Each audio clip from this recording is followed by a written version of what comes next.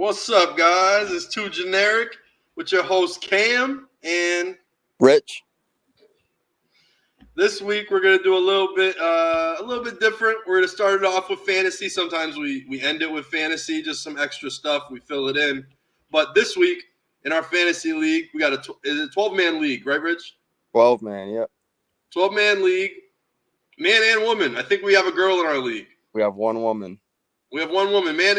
12 man and woman league, and me and Rich are facing each other this week. We'll find out, who's got what, who's in the lead and everything. But this week is important, so we'll talk about that. We also have a little fast break. We'll merge the fantasy league in with some fast break. Just talk some stats. Who's a stat stuffer? Who do we like? We also are going to talk MVP. That's the title of the show. We have Luka and Embiid, who both scored over 70 or more this week, which I think is huge. And I think they're both in the lead for MVP prior to this. And I think they both have separated themselves from the pack this week to where it's a two-man race. Then we got two more things. I had to slap on the Cam Thomas jersey because after 15 games of being benched, the Nets were 2-13 since benching Cam Thomas. 2 wins, 13 losses, which puts them on pace for a worst record in the NBA if you don't start Cam Thomas. But the Nets had a change of heart once Cam Johnson got injured. And Cam Thomas, 37 points in a victory over the Houston Rockets. That's a big win. And it's a win when Cam Thomas scores a lot of points. So I think that should be a topic because the big topic is always he scored 40, but they lost. It's not even productive. Blah, blah, blah, even though it's usually over 60% from the field when he scores these numbers. And then the last one is going to be talking about, the guys who did score big this week but didn't win. We have Cat and Booker with 62 each, and they fell short. So that also ties into a little bit of the Cam Thomas scoring big numbers and winning because he's been known to score big numbers and lose prior, which Booker and Cat are doing. And then if you score big and win, you will be known as an MVP candidate rather than a gunner. You see what we're doing right here?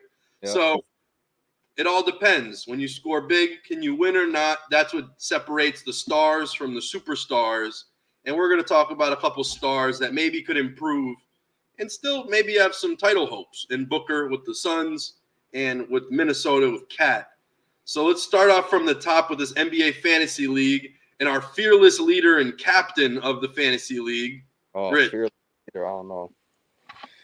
All right. We're on the last day of the week, and I'm up 1165 to 1037. But the big thing is you're not putting in your subs this week. Really puts you in a bad spot. So Monday you had Sabonis on the bench with 41. Yep.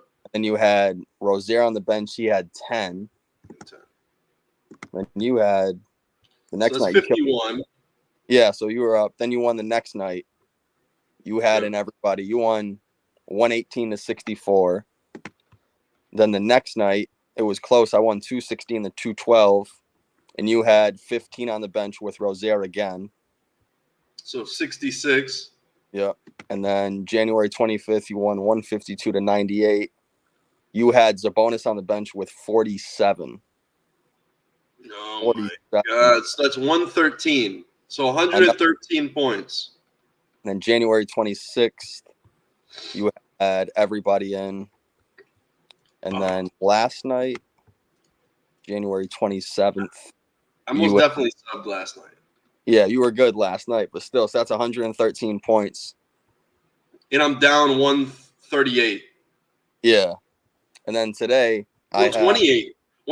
So I'm down 15 points legit if I did my subs because I don't know, tutoring got a little hectic this week. So I don't know how you're doing the math in your head this quick. I can't do that. That's crazy.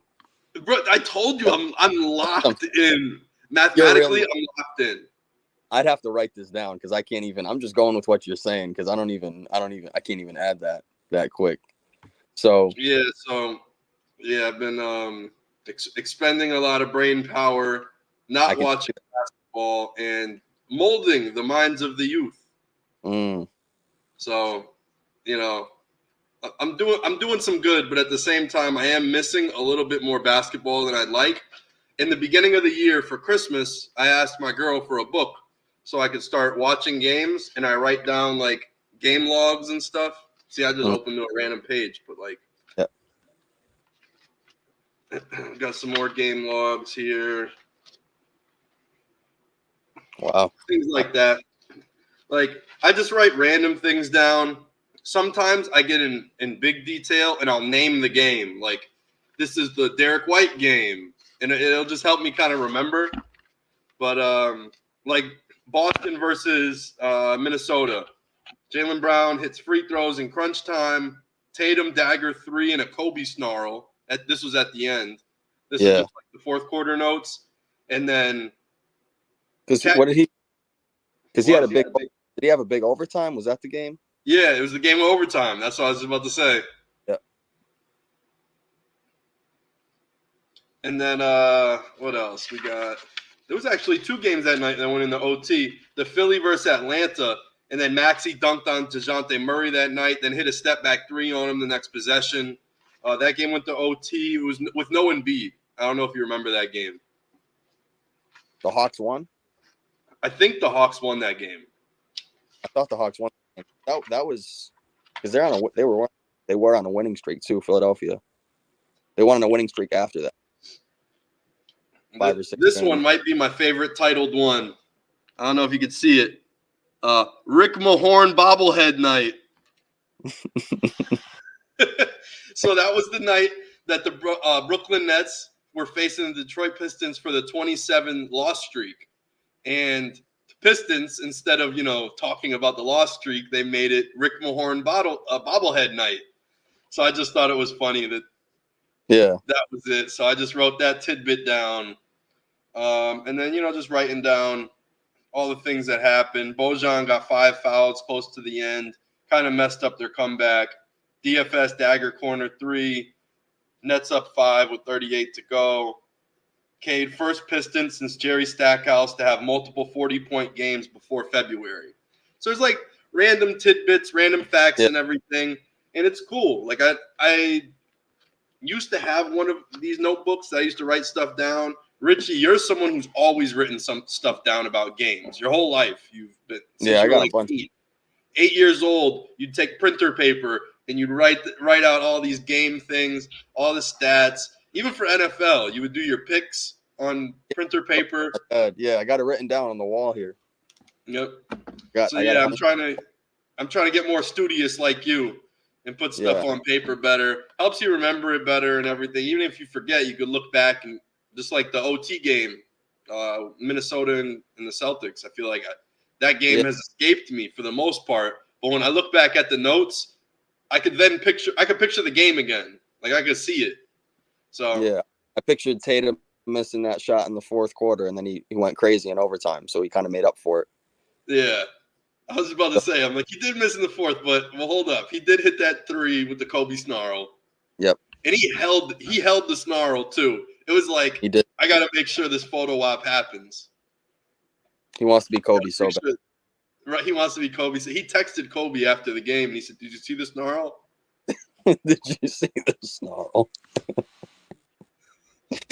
Man. Yeah, so this week's fantasy is a little bit messed up, but regardless, I'd be down 15 to Ritchie right now, and it comes down to today. Yeah, I'd say I think you got this in the bag because you have 5 players playing, and I have 3, and Jakob Poeltl's out. Yeah, you've had a lot of injuries. Mark Williams has been out too. Yeah, Mark Williams has been out for a month. Yeah, and then Jabari Smith Jr. was out. So you've been unlucky with injuries this week. Cam Johnson's been out, and then there's also been a few other injuries this week, like minor on my team. I missed a game with Giannis, and then I missed a game with Zion. I think Isaiah Hartenstein missed 2 games too. But everybody else made up for it. Maxey missed the game last night too. Yep. I'm glad to have what's his name on my squad though. Draymond Green has been coming up clutch. I don't know if you guys have been following what Draymond's been doing, but 11 assists back-to-back nights. That's huge. And you were talking about it.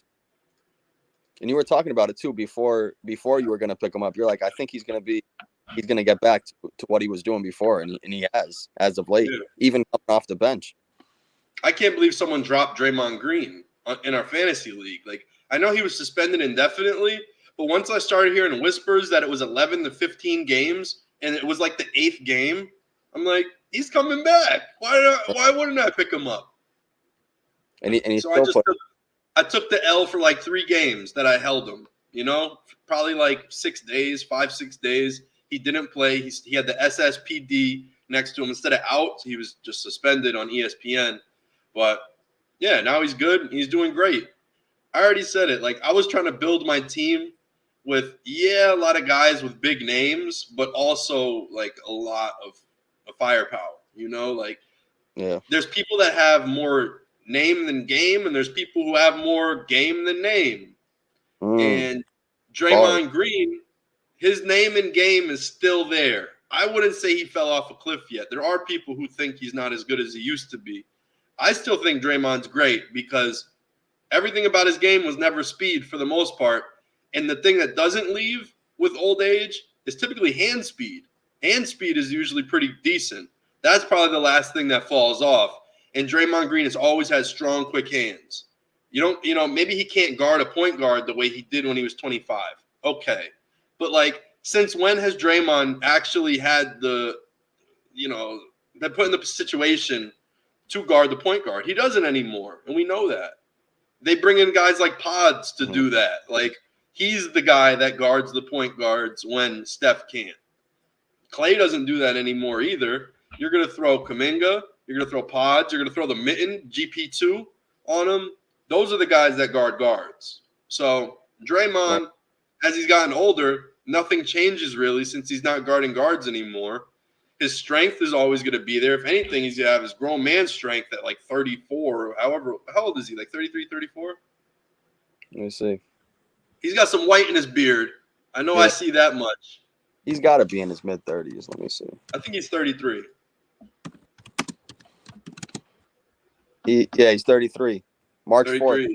All right, he'll be 34 coming up soon. But, I don't think that's left him. And then that's been his best asset, the fact that he's not afraid of contact and he's pretty strong, But it's that added layer of not afraid of contact that I think makes him a better player. And I always felt that way with basketball.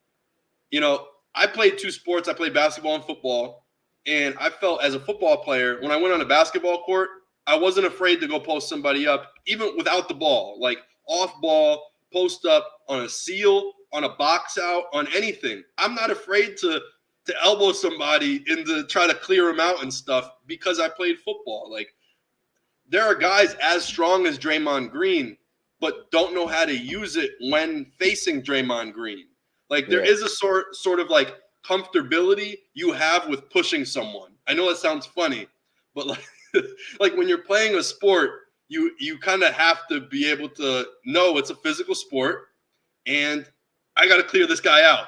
So I feel like Draymond just has that, like, he has a little screw loose where he's just like, I don't care. I'll body this guy. Like, I'll box him out. I'll clear him out. Because that's what you have to do in football. You have to hold seals while you're blocking. He played tight end. So, like, he knows about that type of stuff. So, sealing, boxing out, striking your key, holding the edge. These are football terms, striking the key and holding the edge. But I think that's what he has. And that's why I don't think Draymond Green can get aged out of the league until he can't really go back and forth. Like, at some point, you just hit an age where you just can't quickly run back and forth 92 feet once his knees go. But he's still got enough in his game where he's playing defense. He's playing defense. He's got great vision. He does the hockey assist thing where he just hits the short roll and somebody dimes him. He kicks out to the corner, 3. That's Draymond's game. His 3-point all-time high too. It is. He's hitting the 3. I'm liking it. I'm really liking it. I think it was a good pickup. Did you have any good free agency pickups this season? Let me see. I think I picked up Jalen Johnson in free agency. I was just checking that right now. I thought you didn't draft him. I picked him up in free agency on December 25th, and he's averaged. Let me see. He has averaged 31 points, 31 fantasy points. And then I got Isaiah Hartenstein, who's actually been pretty good. He's averaging 20.8, but he's had some 40-point nights in fantasy. That was a good pickup with Mitchell Robinson out. I picked up Miles Bridges in fantasy. I mean, off the free agency wire, he's averaging over 33. Wow. Yeah, Bridges is doing incredible. I didn't realize what Bridges was really doing. I haven't watched much Hornets games. Did you see P.J. Washington put up 43 last night? Last night he did? Random. Everyone's going crazy this week. 43. I think they lost to the Jazz. I like PJ. Yeah, I wonder where he's going to end up in free agency. Or not free agency, in the trade market. Because that's a guy that's going to go somewhere. He should. He's an undersized. He's like a small ball 4-5. He's got to end up somewhere. Some team that wants a little switchability, some wing depth. You know who would be really good for that? The Bucks. I think the Bucks having an extra kind of small ball 5, he would be great. Royce O'Neal, another one that would be great, a power forward type guy. Dorian Finney-Smith, another guy that would be great for like the Bucks, or it just kind of fits that, player, the PJ Washington type, DFS, 6'6", 6'7" bigs that stretch the floor, play great defense, and move the ball. Like they're guys with ball skills. They're not gonna run a pick and roll themselves and be a maestro, but like these are guys that are capable basketball players that could play almost any position. Like DFS is pretty solid. Same. And the Bucks need more depth. And the Bucks do need more depth off the bench too. So the Celtics could do the same thing. For real, the Celtics do need some help off the bench because they're only going with. You're tired of the bench. You got Pritchard, Hauser, Cornette. Well, yeah, and Horford some nights, and some nights Cornette doesn't really play a whole lot. I mean, sometimes you're only going with really 8 or 9 man rotation, and then if they have if that whole starting 5 is healthy, sometimes he'll bring maybe 3 players off the bench, and Pritchard, Hauser, and Horford, and that'll be it. So that would be nice to have that depth off the bench too. That's what I've noticed with the Celtics is like they are missing potentially 2 pieces. It's the Pritchard piece that's going to be a problem in the playoffs, and then it's Cornette if he doesn't, revert back to being a stretch big. I feel like that's his best asset, and especially with Porzingis and Horford, you'd think the offense would be kind of tailor-made for Luke Cornette to, step out and hit a 3 too. I just don't get why he doesn't shoot threes anymore. Yeah, I don't know. Let me see what his 3-point percentage was before, because I don't even know if he attempted a 3 this season. Cornette was a stretch big. Yeah, I know he was when he was with the Knicks. I remember when he was with the Knicks, he was taking 3s. I mean, he didn't play much, but he has attempted. Let me see how many 3s he's taken. It could be 0 this year. Yeah, he hasn't attempted a 3 this season. And that's not good in my eyes. And he is he's a 32.2% 3-point shooter for his career. But he went 70 of 193 in the 2018-2019 season with the Knicks, 36.3%. So that was his best year. I'm saying on high volume, 200 threes, he shoots 36%. And he was only averaging. That's real numbers. And he was only averaging 17 minutes per game. So he's not got a whole lot of minutes either. But yeah, he's completely gone. Threes on 17 minutes. Yeah. It's a lot of attempts. And that's what I'm saying. For the Celtics, he has 0. I watch it and I see a different player out there. It's not the same guy that I once was like, oh, Cornette, he's like a cool piece. The only thing that he does that's cool is his fake blocks. I can't stand that when he just stands in the paint up. It's so annoying. I know. It's a little goofy. Truly. to me, it's lazy too. Instead of trying to run out to the defender, you just jump up. Yeah. That means he's always out of position, or he's just missed that shot. Like you think It's more of just like a distraction. Like, but you think that's really going to distract Steph or something like that? I highly doubt it. It may or may not. Like, I understand what he's saying and what he's trying to do. We can't really prove if it works, but you could pull up a stat. You could. It would be hard to track, like, balls that he jumped like that for and balls that he didn't jump for. And then also the shooter is different every shot and everything. Like, it's weird. It's hard to test. But it's better than him, like, just kind of staying in drop and just standing in the paint doing nothing. I would rather see him box out because now he's out of position for the box out unless it hits front rim. Yeah. And for being that tall, he's not particularly a great rebounder either. Right. Being 7'2". Yeah. Being 7'2", he's not a great rebounder. He doesn't box out. He could stretch the floor. He doesn't stretch the floor now. Like, what is Luke Cornett doing? So that's why I think DFS, PJ Washington. Yeah. I don't know if Royce O'Neal actually fits this type of team like the Celtics. I think he's a little too small for what they do. He does have the stretch ability because he's shooting over 40% from the field this season. He's doing incredible, like best numbers ever. And when he shoots it too, you feel like it's going in. Like, Royce just lets it go, hits bottom of the net almost every single time. Like, that's the guy that a lot of teams need in this kind of random position that, PJ Tucker used to have. I think Royce O'Neal is a better version of PJ Tucker right now. He doesn't guard as well. Let's just say that. I'll let everybody know that. But in an offense where you just put him in a corner, he's going to hit a three. You leave him on the wing, he's going to hit a three. And if he has to, he will take the one dribble in and try to kick it out. He's not going to try to put up some floater from the nail. He's not going to do anything crazy. He's always just going to play a standard, streamlined game. And I think the Bucks need that. Like, what I see in Jay Crowder is nothing. Like, he's dog shit. If I could put it in, what's his name? Mark Dagnall, the coach of the Thunder. Did you hear him telling his team that their defense was dog shit? No, I didn't hear that. Yeah, Mark Dagnall. And it was like after the game in a post-game interview. They said something, and he was just saying, yeah, like, our defense was dog shit, or the shooting was dog shit. I forget what he said was dog shit, but it was funny. I'm like, wow, he actually said that. So you're saying Jay Crowder wasn't worth the 5 second? No, he wasn't worth the 5 second round picks that they paid for him. And then on top of it, like, he doesn't play defense. He doesn't shoot threes. He doesn't really necessarily make the team better. So I think Royce O'Neal, if I was the Bucks, I would trade another 2 second rounders and Jay Crowder to the Brooklyn Nets just to get Royce O'Neal in. Like, I would do whatever I could, not a first, but just trying to get Royce O'Neal to fill his shoes.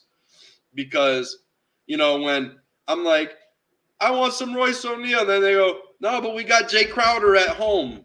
Like McDonald's, like, can we have McDonald's? We got McDonald's at home. We got food at home. Like, that's how I feel when you ask for Royce O'Neal and they go, no, we got Jay Crowder at home.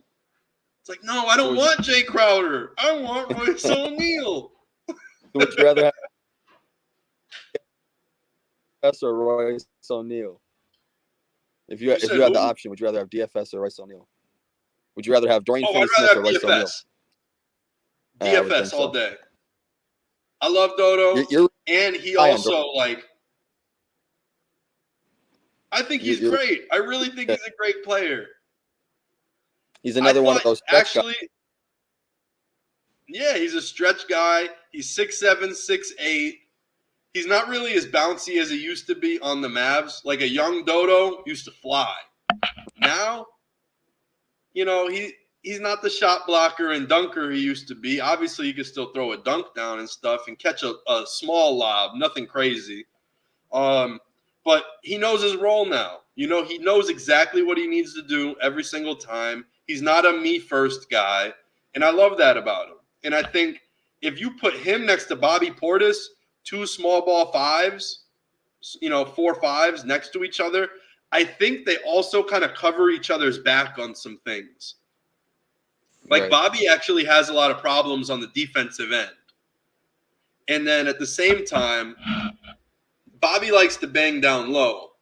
DFS likes to stretch it. Yeah. So you have DFS playing the 5 on defense, but he's playing more on the perimeter on offense. So you have like a stretch 5 in Dodo, and then you have like this, kind of down low stretch 4 with Bobby Portis too. Like he's got some stretch to his game, but he loves to eat on that block. He loves the post Hold on, work. What'd you say? He loves the post work, yeah. Yeah, he loves the post work. He loves to bang down low. He likes to crash offensive glass. So you have Bobby in the middle there, and then on offense, and then on defense, Dodo goes to the middle and guards the 5. Yeah. You can switch. They're quick enough to do it, in transition and everything to match up and find their guy. If not, that's okay because DFS can guard 4s and Bobby can guard 5s still. Not great. I wouldn't say Bobby can't guard 5s great, but still, like he would be a great guy to be there. I think DFS for the Celtics as well. A lot of contenders.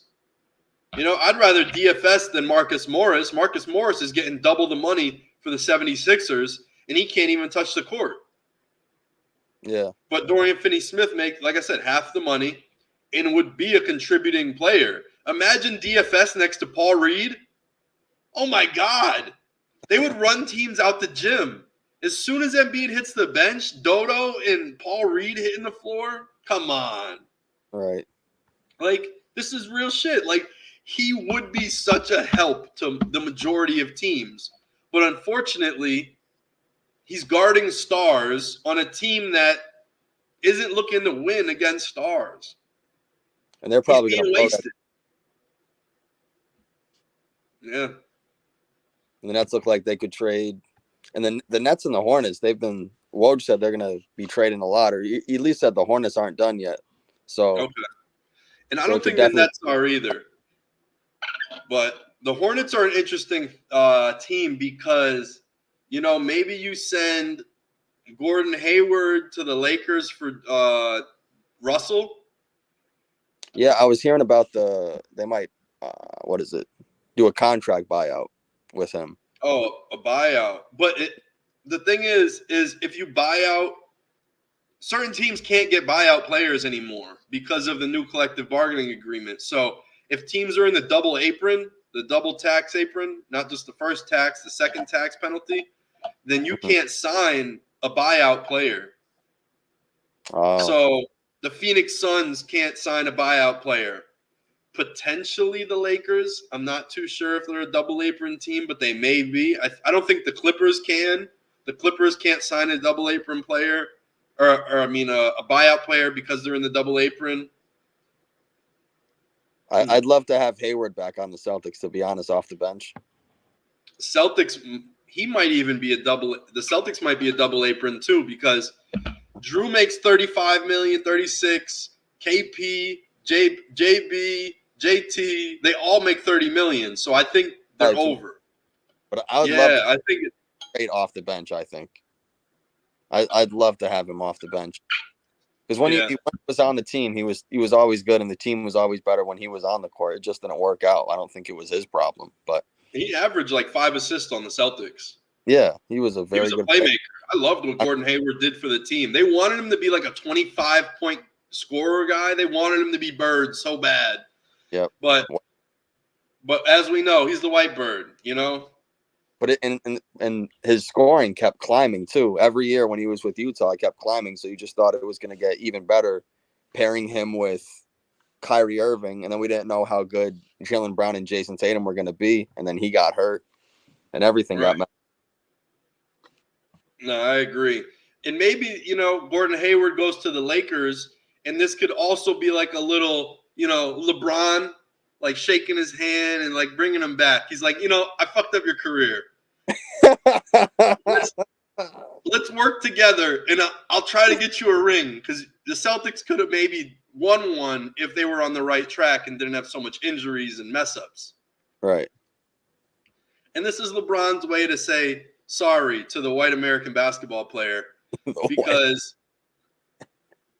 he not only eliminated Brian Scalabrine from the playoffs. He did that too?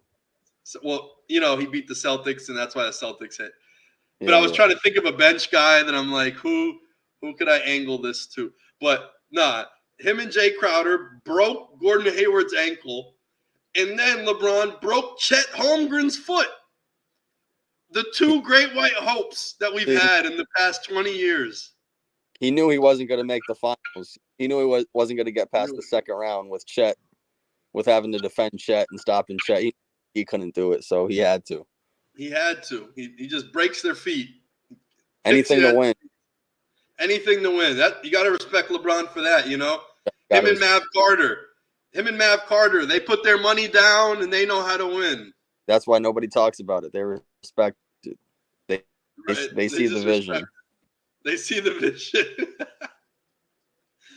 But seriously though, like I think Gordon Hayward could be an addition to that team. Like if they can't get DeMar DeRozan, Gordon Hayward's a good replacement for DeMar DeRozan. Right. Because Zach LaVine, I think, is too much money for the Lakers to get. Zach LaVine's like $40 million. Who do you trade? D'Lo and Austin Reeves? That's like how much contract you need to get Zach LaVine. But then you lose Austin Reeves.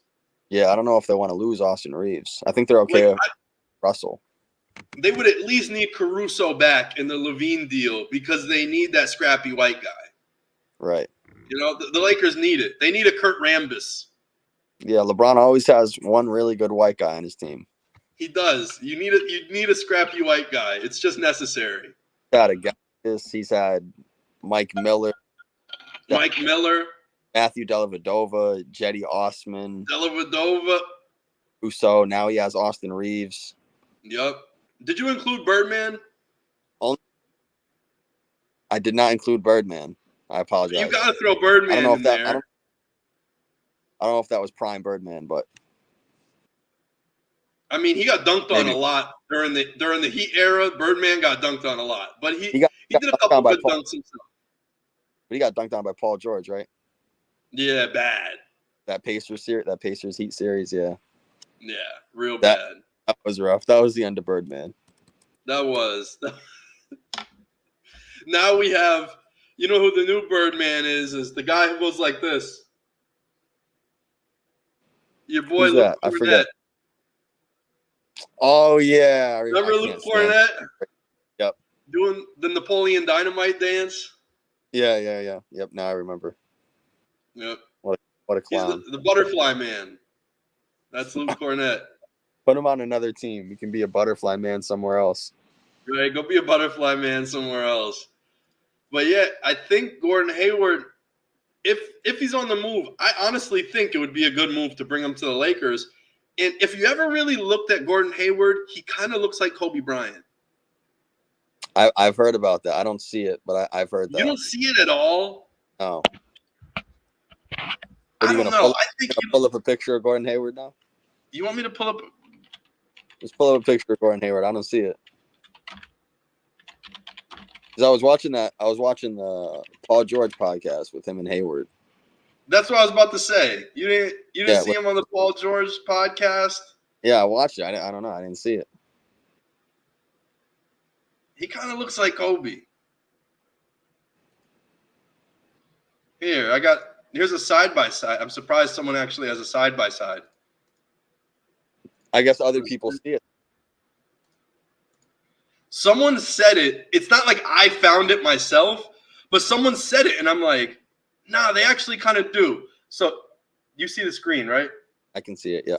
The only thing that's slightly different is their ear shape. But from certain angles, you see how it kind of has the point?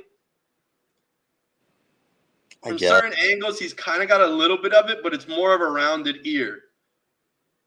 People were saying that. But he does kind of look like Kobe. Like, look at the pointy nose. That really is Kobe's nose. And then he's got the high cheekbones, the muscle tone, kind of like slope in on the chin right here. And he's got kind of the similar eye placement. They got the high hairline forehead. You see where the hairline starts? That's where his hairline starts. You put a lot of thought into this. Well, maybe not seen. I heard someone call it out. Nah, he looked like Kobe. Somebody said that Max Christie has the same lips as Kobe. Max Christie? Oh, yeah, from like the nose down, they kind of have this like a little bit of the same look. Yeah. But that was like his rookie interview. And it was like, I don't know. I don't know if I'm as sold on it. I could kind of see the resemblance. But I'm not this sold. one, I could kind of see. Like, we need a picture where they just kind of, like, just make Kobe, like, white. Like, Photoshop Kobe white. And then if you Photoshop Kobe white, he'll just look like this. You're going to Photoshop Kobe. Kobe white. See? Look at the wordplay. Bars. Bars, bro.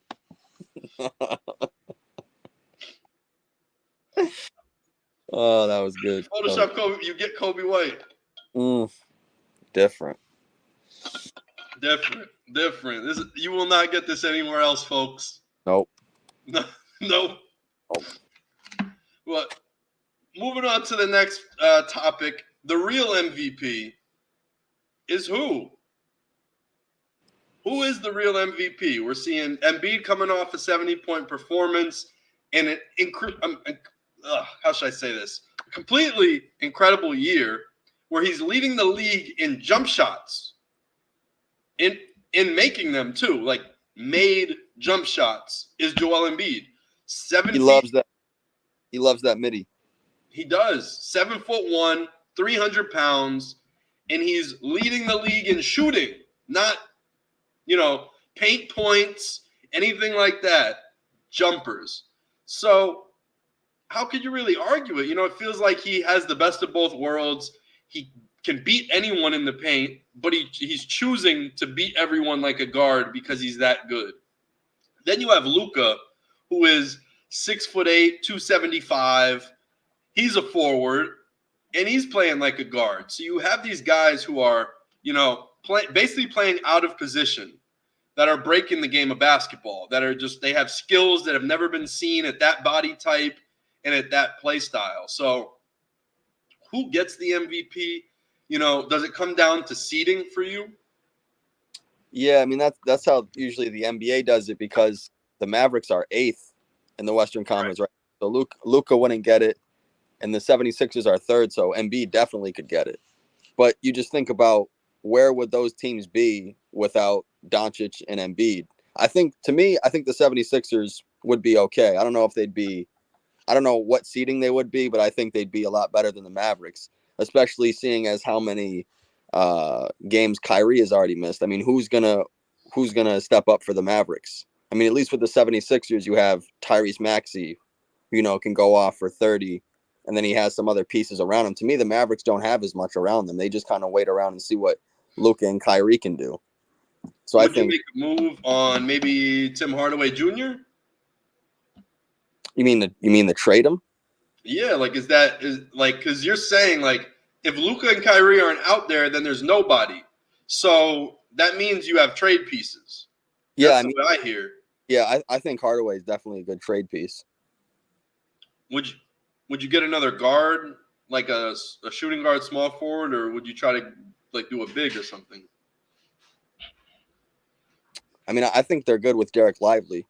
You could. They don't really have a whole lot off the bench. I mean, Dwight Powell's kind of small too, and Maxi Kleber's not really a true center. He's more of a stretch 4 or stretch 5, whatever you want to consider him. So I guess you could try to get a stretch 4 or 5.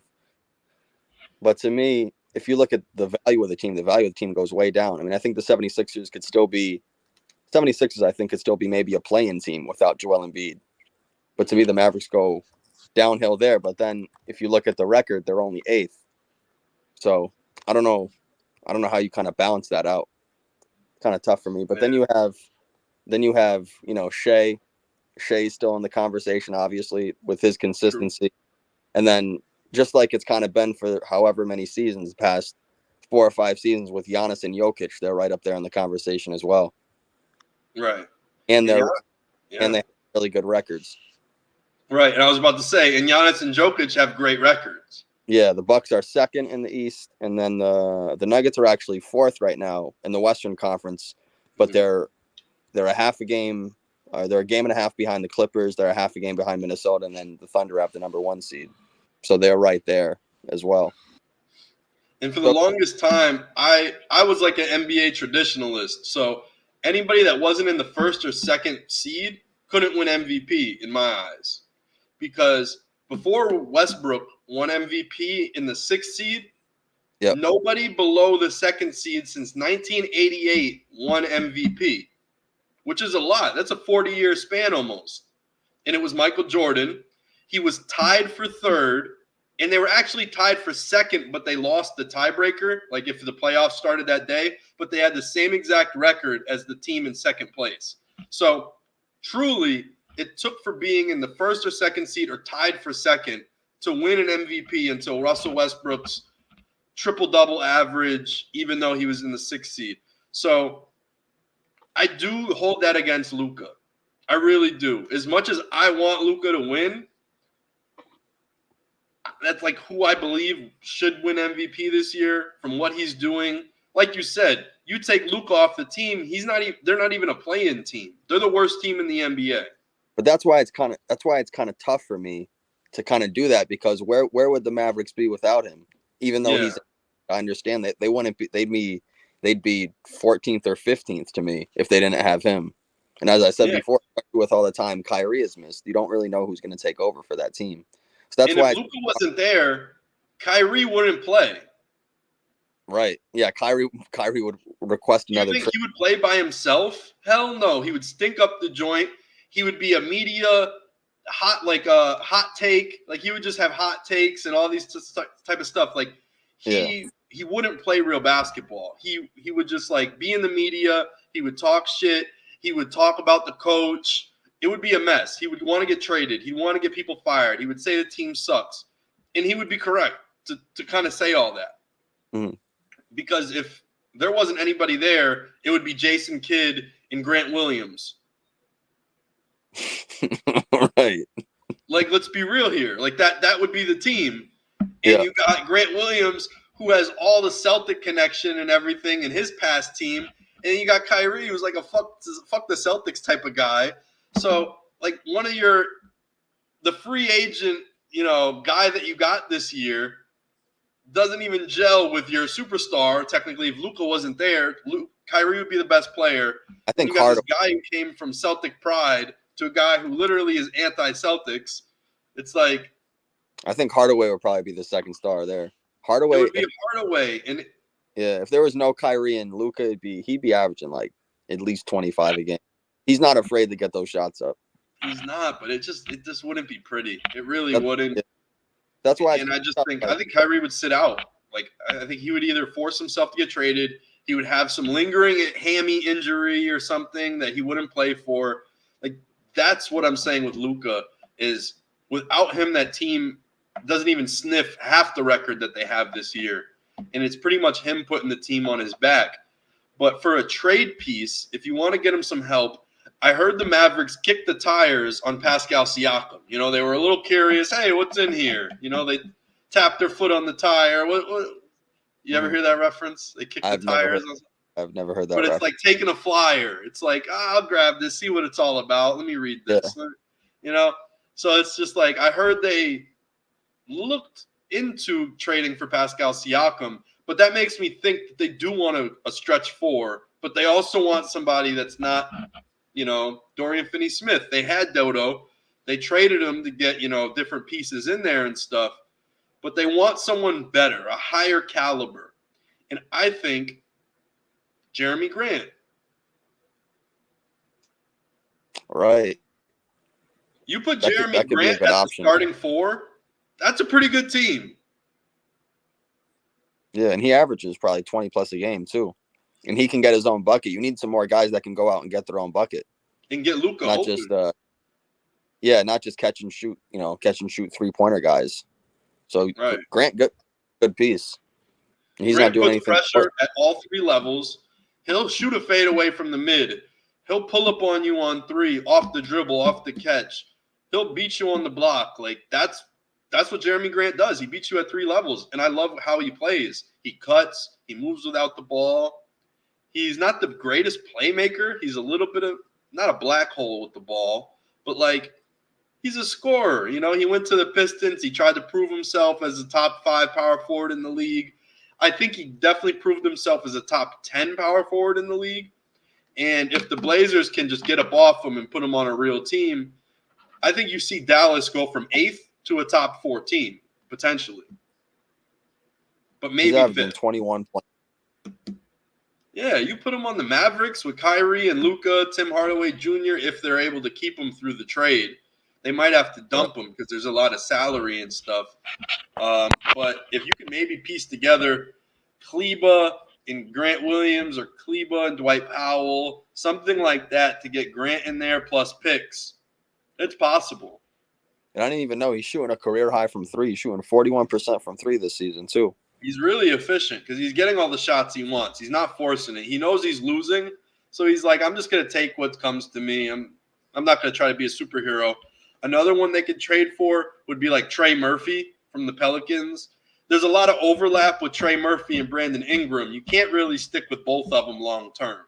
So you got to make a decision. Do you want to pay Brandon Ingram right now, who's a better version of Trey Murphy, or do you want to grab Trey Murphy, work a contract with him in the future to maybe keep him long term, and you get a good guy? Yeah. You know, he's like a 6'9" shooter. He plays average defense. But he would be good next to Luka. There are guys like that riddled, throughout the league. But it's all about making that move, and I think the Mavericks should. They just sold the team. Mark Cuban sold the team, at least the majority of it. Whenever a team gets sold, that team wants to make a move. The new ownership always wants to put their stamp on it and say, we own the team. This is our change. Like, look what happened to the Suns. They got bought out. What did they do? Got rid of Mikal Bridges and Cam Johnson, immediately brought Kevin Durant in. And Minnesota sold the team to A-Rod. What did he do immediately? Traded 5 first-round picks for Rudy Gobert. Terrible. Terrible. It just is what it is. Hornets. Yeah. Hornets just got sold too. What did they do? Traded Terry Rozier, the one guy who's actually consistent on that team for the past 2 years. Name a more consistent player for the Hornets. You can't. LaMelo's hurt all the time. Miles Bridges is beating up his girl. Gordon Hayward is who knows what. Always hurt still. Always hurt. Like, there's always something with Gordon Hayward. Mark Williams has been young, in and out of the G League, hurt. Either. Past 2 years, the only person who has showed up night in, night out for the Charlotte Hornets is Terry Rozier. First thing they do, move him out.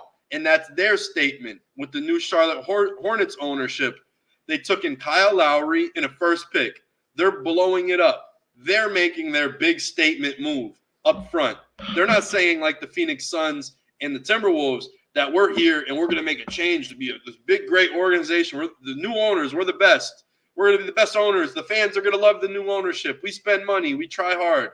Charlotte's saying, listen, we're done playing this middle-of-the-pack bullshit that Michael Jordan's had y'all do for the past 20 years. We're going to rip this thing down to the studs, and we're going to rebuild it from the beginning. And that's what they're doing. They got rid of their most consistent guy. They're taking in a guy who, Kyle Lowry, is either going to get bought out, which would be expensive. I think that's going to happen. Or with the Hornets. You just let him be an unrestricted free agent. You let him play out the rest of the year. Even if he plays or not, who cares? You got rid of Scary Terry. You're going to now be better for the draft. You're going to have a worse record. You're going to get a better player. Kyle Lowry's going to be a free agent after this year. You got him off your salary, clearing like $30 million, $27 million off your salary. You could now bring in a star potentially. Gordon Hayward is a free agent next year. It's another $30 million off the cap. You have $60 million in cap room going into free agency next year. and you have a first pick, and you got – well, I'm talking about a first pick from the Heat. You have your own first, and it's going to be good because you stink. Like, there's a lot to come in the future. So when teams sell, it means there's a move. So I'm waiting for Dallas. Dallas is going to make a move soon. It's going to be a big move. We just got to see who it's going to be. Another 10 days. Another 10 days. We got 10 days. And let's just say the trade isn't going to happen this week, but the Lakers are going to make a trade. I know that for a fact because one of the podcasts I listened to said that he's not going to go. He doesn't think emergency pod is this week. And then he just starts talking. And then like a few sentences later, I forget who said this. I was listening to a pod and they said, but they're flying to LA next week to cover some stories. So I said, oh, okay, I know what that means. Lakers are making a move the last 3 to 4 days of the trade deadline, and that's what it is. And we'll wait and see. Maybe it could be Clippers, but I think it's the Lakers. I think the Clippers are set. Yeah, Clippers seem like they're set. But they could make a move maybe for like another, bulky white guy. I don't know. They seem to love those. You got Zubac. Hold on. I'm getting a phone call on Discord. Hawks calling me. My bad, guys. Hawks always calling you on this. Hawks always calling me. But so bulky white. Oh, it's actually Raheem. I see it on my phone now because I got my phone connected to my Discord. It was Raheem. But Zubac, Mason Plumlee, Daniel Tice. They need another one. They need to just keep loading up on these guys. They miss Isaiah Hartenstein from last year. They need to make a move on a Zeller. That would be a big-time move for the Clippers. Zeller. Definitely not a Zeller. Neither not one a of them. Zeller? How about a Miles Plumlee, for good old time's sake? No. Get the brothers together. Get all the Plumlees, Mason Plumlee, Miles Plumlee. I think there was another. Who's the other Plumlee? There's Marshall. The ugliest one of them all. Played with the Knicks for 2 seconds, I think. He did. He barely played in the league. He was god-awful. Marshall Plumlee. 2017 to 2018. Yeah. He was a one-year guy. Played 21 games his first season, played 8 games the next season. Oh, well, I guess he played 2 years, but still, barely. He played 29 games in total without injuries. So it's like he was just strictly a bench guy. But, yeah, so I think it's going to be L.A. I'm hearing some of the rumors. Media saying they're flying into L.A. next week to cover stories. Come on now. Like, just put the pieces together. And it's either going to be DeJounte Murray, Zach LaVine, or it's going to be a random buyout type guy. That's the way I really see it going down. And their only way out is D'Angelo Russell. That's the only contract that they really could trade and move. And he's played really well lately, too. Yeah, and he's played great.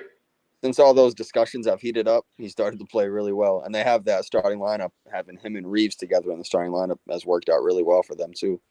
Yeah, they're cooking. I like Reeves. Yeah, so maybe they're going to stick with him. He's coming into his own. Last year he was foul hunting a lot. This year, he's not foul hunting the same. He's not getting the same calls, mainly because LeBron and AD are playing more. So it's like there's only so much free throws the refs can really give you and give a whole team. But his game's really developed. Like, his handle is on another level. Yeah. I like Austin Reeves. He finishes well in the paint, too. He's got some nice fadeaway gets in the paint. He's crafty. Yeah, he does. I'm really liking what I'm seeing from Reeves. This past, 3 weeks, him and D'Lo have just been cooking. But, yeah, there's going to be a move there.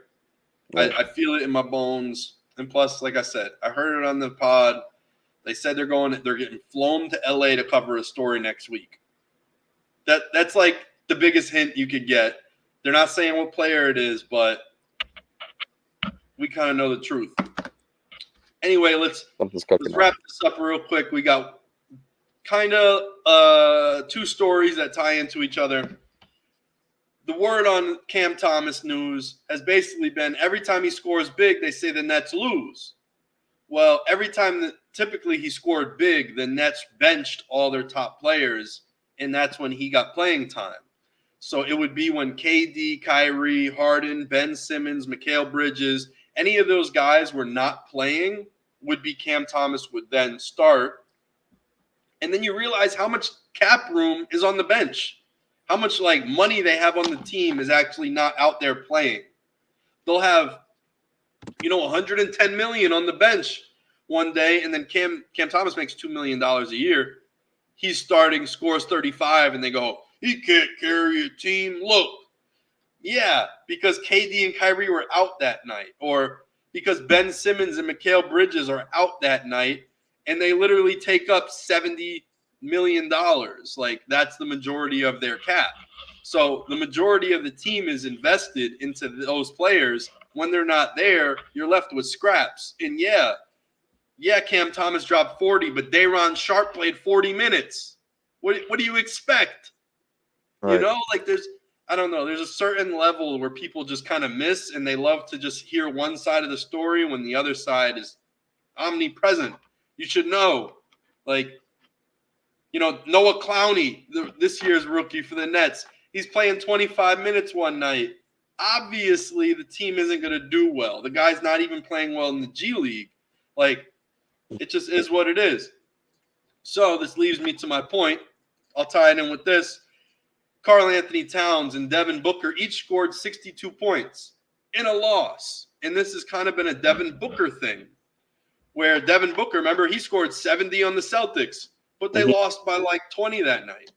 Yeah, they lost by 10 and Isaiah Thomas 10. had 4 that night. Yeah. So, just one more thing before you go on your rant. He's 0-3 when he scores 58 points or more. Right. He's 0-3 when he scores big numbers. And this is the same thing they're saying about Cam Thomas early in his career. If he scores big numbers, he doesn't really produce. Well, I would say early in Devin Booker's career, I'll give him the pass. I'll give him the pass that he scored 70 against the Celtics and lost. That Celtics team was incredible.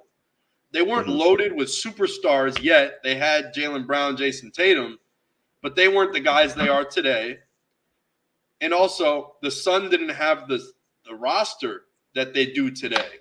So Devin Booker was playing by himself on a team with little to no cap stars and everything like that. So I'll give him the pass a little bit, but now he's on a team that's actually great. You can't lose when there's 62 and you guys are in the double apron for salary. Like, you guys are paying multiple tax penalties for how good your team is and how much you pay your team. You can't lose scoring 62. Same with Karl-Anthony Towns. 62 in a loss to the Charlotte Hornets? Come on. But the other thing is Booker lost with Kevin Durant and Bradley Beal against one of the worst defenses in the NBA, and they didn't have Tyrese Halliburton. And same thing with Karl-Anthony Towns, losing to the Hornets without Terry Rozier.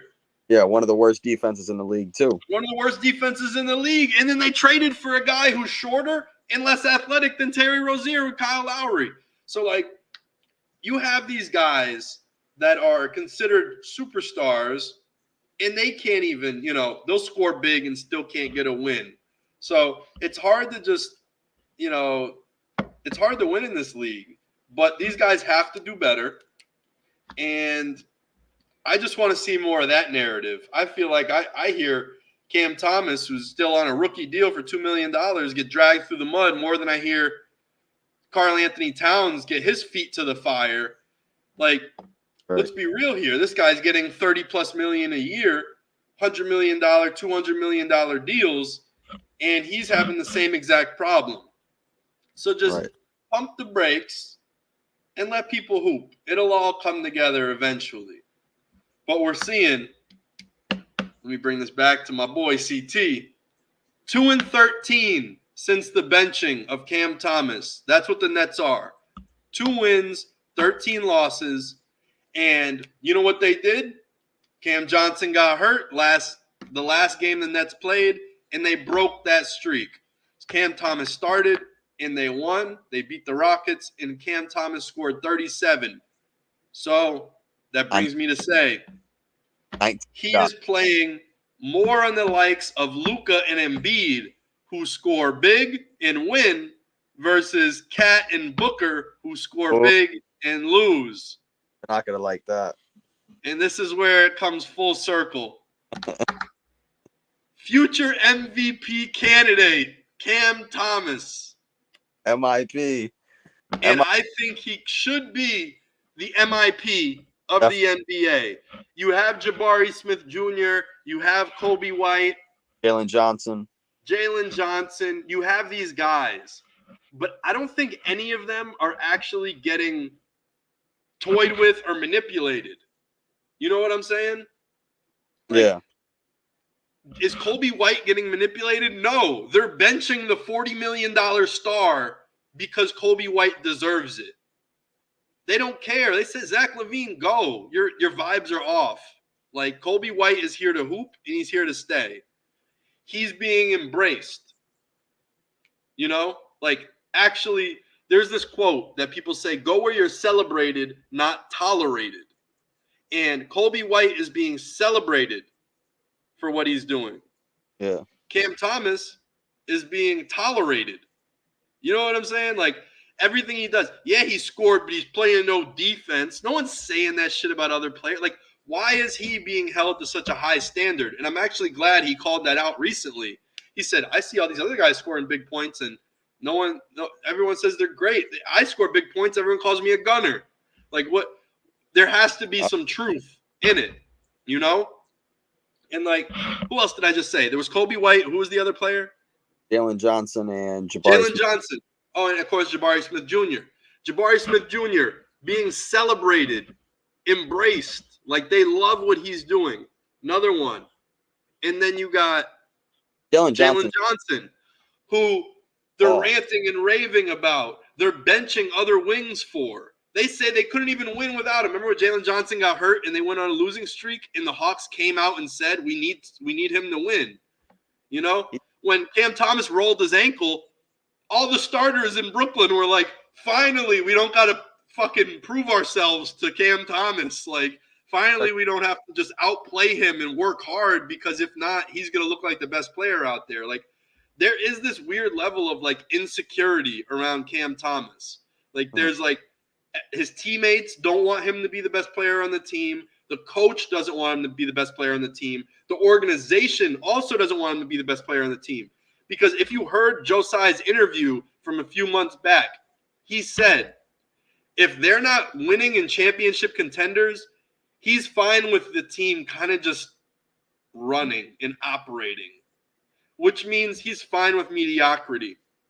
So they're going to either run the ship as it's terrible, or they're going to try to recruit a star. And that's what it really is I know what they're doing to Cam Thomas. I've brainstormed, I've thought this out, and I know exactly what it is. There's an extension coming up for Cam Thomas, and he's like a max level guy. And nobody's ready to have this conversation yet. But if you put the contract talks in the stats next to everybody, he's a max guy. He's a max player coming off of his rookie contract. And you know what they don't want to do? Spend their money on Cam Thomas. They want an empty spot to, convince a star to come to Brooklyn. It's New York. It's big market. It's everything that they have it ready for a superstar. But the problem is if you give Cam Thomas 30 minutes a night, that means you have to pay him superstar money next year. And they don't want to do that. They want every excuse to go into that contract meeting with Cam Thomas and his agent and go, listen, man, inconsistency, we couldn't trust you the whole way. They want to be able to just, here's $15 million a year. They want to throw him an Austin Reeves style contract. But sorry, there's not AD and LeBron on the team. There isn't a guy taking that money. They have to give it to Cam Thomas, but they don't want to. They would rather give it to Donovan Mitchell, have ESPN fucking just jerk the story for 6 months. That's what they really want. They want Donovan Mitchell. And then the fans, ooh, Donovan Mitchell. Ooh, let's go buy tickets. Let's buy jerseys. And that's what they're going to do. And I'm telling you, that's the truth. That's really why they won't play this man. They're going to string him along and keep telling you He's a 6-man guy. He's an off-the-bench guy. We can't give him that. We'll give him $10 million next year. $10 million. Woo! You came from nothing. $10 million. $10 million. Be happy. You know, like, I'm telling you, that's what they're doing. They're messing with his minutes so they don't got to pay the man. All right. It's obvious what's happening. And I just want to let everyone know they're trying to screw him. All right. But that's where I end it. That's where I'm done talking about Cam Thomas getting screwed by the Brooklyn Nets organization. But how else do you explain it? In all sincerity, like the guy's averaging over 20 points a game and he's begging to play and they refuse to play him. Or they're just trying to trade him.